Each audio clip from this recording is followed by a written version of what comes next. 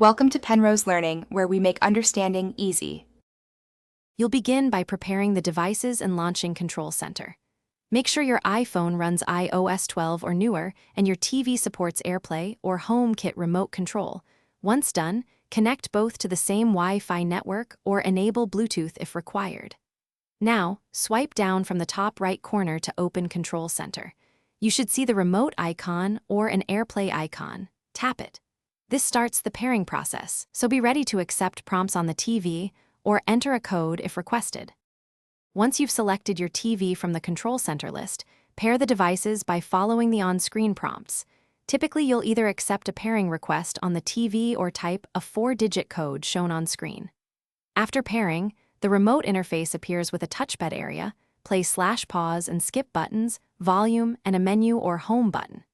Use the touchpad to navigate menus, swipe for fast moves, or press to select. Make sure to keep the iPhone unlocked while controlling for smoother response. To finish, close Control Center or tap Disconnect on the remote panel. The TV will return to normal input control.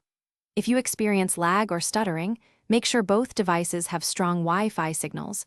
Restart the iPhone and TV, then attempt to repair.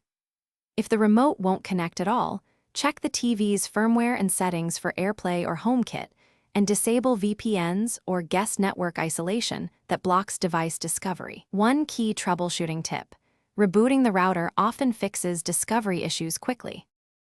Thanks for watching. If this was helpful, leave a like and consider subscribing. See you next time.